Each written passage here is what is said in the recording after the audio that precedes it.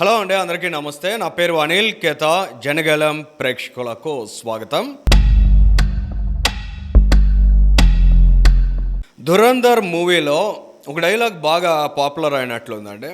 శక్తి, ధైర్యం, త్యాగం, ఈ మూడు కలిసిన వాళ్ళు బలమైన నాయకులు అవుతారు, బలమైన వీరులు అవుతారు. వారు అనుకున్నది ఏదైనా సాధించగలుగుతారు.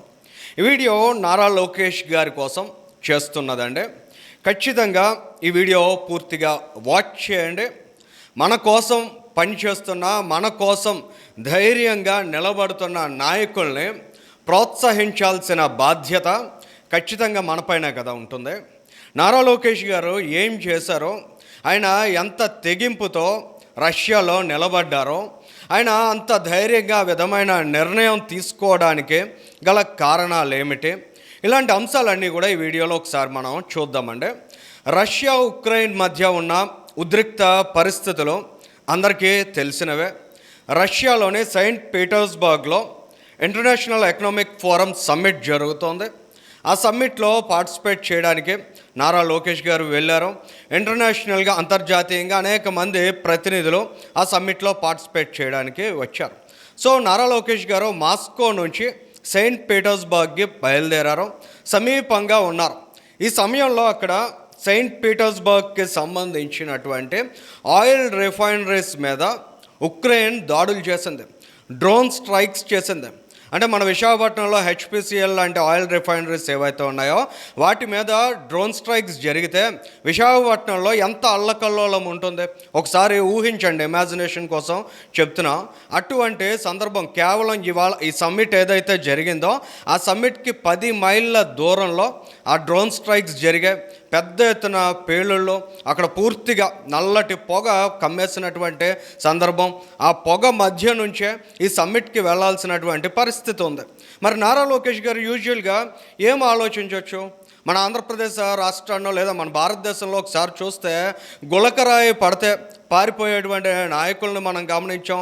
పక్క రాష్ట్రంలో మన ఎన్నికల ప్రచారం సమయంలో ఒక అభిమాని ఫ్లవర్ బొకే విసిరితేనే క్యారవాన్లోకి పారిపోయినటువంటి నాయకులను కూడా చూసాం కదా.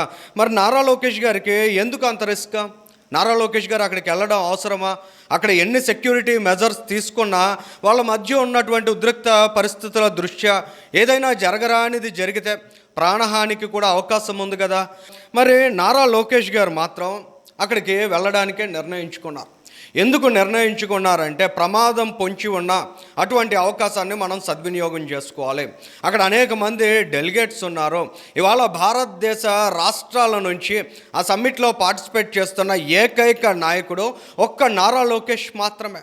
ఖచ్చితంగా ఇతర నాయకులు అయితే అక్కడికక్కడే అవకాశాన్ని విడిచిపెట్టి తట్టా బొట్టా సర్దుకుని భారతదేశానికి వచ్చేస్తారు. కానీ నారా లోకేష్ గారు ఆ విధంగా చేయలేదు, వెనకడుగు వేయలేదు. మన దేశానికి, మన రాష్ట్రానికి ఉపయోగపడేటువంటి అవకాశాన్ని ఎట్టి పరిస్థితుల్లో విడిచిపెట్టడానికి సంసిద్ధంగా లేనని ఆయన తెగేసి చెప్పారు. ముందుగా నిర్దేశించుకున్న షెడ్యూల్స్ ప్రకారం ఆ డెలిగేషన్లో పార్టిసిపేట్ చేయాలా, సమ్మిట్లో పార్టిసిపేట్ చేయాలని నిర్ణయించుకున్నారు. చాలా ప్రశాంతంగా నారా లోకేష్ గారికి సంబంధించిన ఫొటోస్ కూడా మీకు ఇక్కడ డిస్ప్లే చేస్తున్నాం. వాటిని ఒక్కసారి చూస్తే ఎంత ప్లెజెంట్గా నారా లోకేష్ గారు ఉన్నారంటే ఆ చుట్టూ ఉన్నటువంటి ఉద్రిక్త పరిస్థితులు ఏంటి, కానీ నారా లోకేష్ గారు ఎంత ప్లెజెంట్గా ఉన్నారు. ఆయనకి అంత అవసరం ఏమైనా ఉందా? చంద్రబాబు నాయుడు గారి కొడుకు ఇవాళ ఒక ప్రాంతీయ పార్టీ, భారతదేశంలోనే అతి బలమైన ఒక ప్రాంతీయ పార్టీకి వర్కింగ్ ప్రెసిడెంట్గా ఉన్నారు, ఆంధ్రప్రదేశ్ రాష్ట్రంలో మంత్రిగా ఉన్నారు. మరి ఇటువంటి యువ నాయకుడికి అంత అవసరమా అంటే ఖచ్చితంగా మన రాష్ట్రం కోసం, మన దేశం కోసం అవసరం అనుకున్నారు. ఆయన అక్కడ చేసినటువంటి ప్రతిపాదనలో, అక్కడ భారతదేశాన్ని ఆయన ప్రొజెక్ట్ చేసినటువంటి అంశాలు, ముఖ్యంగా ఆంధ్రప్రదేశ్ రాష్ట్రానికి సంబంధించి ఆయన లేవనెత్తినటువంటి విషయాలను ఒకసారి గమనించినట్లయితే నారా లోకేష్ గారు సమ్మిట్లో పార్టిసిపేట్ చేయడం ఎంత ముఖ్యమైనటువంటి అంశం అనేది ప్రతి ఒక్కరికి కూడా అర్థమవుతుందండి. ప్రాక్టికాలిటీని కూడా ఒకసారి మనం గమనించినట్లయితే నారా లోకేష్ గారు ఎంత సబ్జెక్టివ్గా అక్కడికి వెళ్ళారో. ఇవాళ భారతదేశానికి సంబంధించి అంతర్జాతీయంగా ఒక బలమైనటువంటి ఎస్టాబ్లిష్మెంట్స్ని ఫోకస్ చేసేటువంటి దృక్పథంతో ఆయన అక్కడికి వెళ్ళారనే అంశాలు కూడా చాలా క్లియర్ కట్గా తెలుస్తాయి. వాటిని ఒక్కసారి కొన్ని అంశాలను మనం గమనిద్దామండి. ఇవాళ ఆర్కిటిక్ జల రవాణా మార్గంలో ఎన్నో ప్రయోజనాలు ఉన్నాయని నారా నారా లోకేష్ గారు ది ఫస్ట్ పర్సన్ రేజ్ చేశారు. దాని ద్వారా ఇంధనంతో పాటు ఖర్చులు కూడా తగ్గుతాయనే అంశాన్ని కూడా ఆయన లేవనెత్తారు. ఆసియా ఐరోపాల మధ్య దూరం అనేది 40% మేర తగ్గుతుందని, ఈ మార్గం ద్వారా ఎరువులు రవాణా చేసినట్లయితే ఆంధ్రప్రదేశ్ రాష్ట్రానికి ఎంతో ప్రయోజనం చేకూరుతుందని సెయింట్ పీటర్స్బర్గ్లో జరిగినటువంటి గ్లోబల్ లాజిస్టిక్స్ సదస్సులో ప్రసంగించిన నారా లోకేష్ వివరించారు. అక్కడ కొద్దిమంది నుంచి ప్రశ్నలు కూడా ఉత్పన్నం కాకముందే నారా లోకేష్ గారు వివరణ ఇచ్చారు. బంగాళాఖాతం తీరంలోని ఒక రాష్ట్రానికి ఆర్కిటిక్ గుండా వెళ్ళేటువంటి నౌకా మార్గానికి ఏం సంబంధం ఉందనేటువంటి లాజిక్స్ని కూడా నారా లోకేష్ గారు కనెక్ట్ చేయడం ద్వారా నారా లోకేష్ ఎంత స్ట్రాంగ్ పాయింట్స్ని అక్కడ రైజ్ చేశారనే విషయాన్ని కూడా మనం అంతా అర్థం చేసుకోవచ్చు. అక్కడ సదస్సులో కూర్చున్నటువంటి ప్రతి ఒక్కరిని కూడా ఆయన కన్విన్స్ చేయగలిగారు. ఇవన్నీ రేపటి రోజున ప్రాక్టికాలిటీలోకి వచ్చినట్లయితే ఒక్క ఆంధ్రప్రదేశ్ రాష్ట్రానికే కాదు భారతదేశానికి కూడా ఎంతో ప్రయోజనం చేకూరనుంది. మరొక అంశాన్ని మనం చూస్తే మాస్కో రవాణా శాఖ మంత్రితో కూడా ఆయన భేటీ అయ్యారు.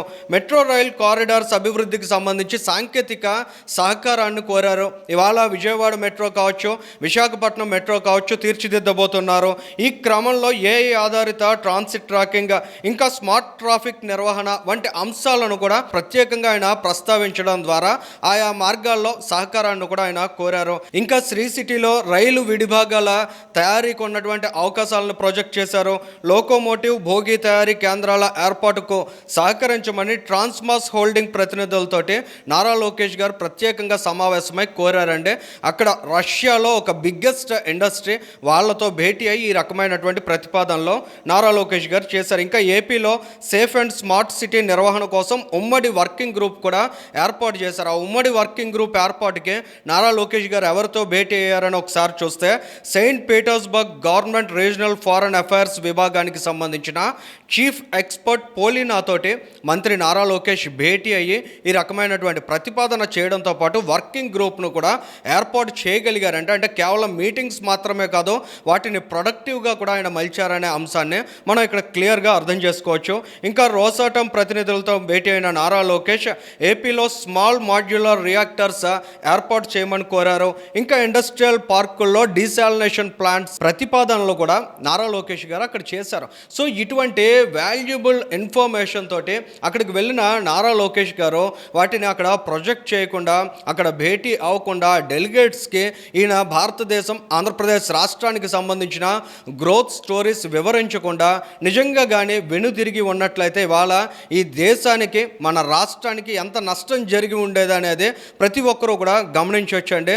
సో ఖచ్చితంగా నారా లోకేష్ గారే ధైర్యం, ఆయన తెగువని ప్రతి ఒక్కరూ కూడా ప్రశంసించాల్సినటువంటి అవసరం ఉంది. ఇంత ప్రొడక్టివ్ మీటింగ్స్ ఆర్గనైజ్ చేశారు, వాటన్నిటిని ప్రొడక్టివ్గా మలిచే ప్రయత్నాన్ని చేశారు, కొన్నిట్లో రిజల్ట్ను కూడా సాధించారు. సో ఏది ఏమైనా రష్యా పర్యటనలో నారా లోకేష్ గారు ఆంధ్రప్రదేశ్ రాష్ట్రానికి ఏ స్థాయి ప్రయోజనాన్ని సాధించడానికి ప్రయత్నాలు చేశారనే అంశాన్ని ప్రత్యేకంగా మనం అందరం కూడా అర్థం చేసుకోవచ్చు. ఈ వీడియోకి సంబంధించి మీ అభిప్రాయాన్ని కూడా కామెంట్ చేయండి. Thank you.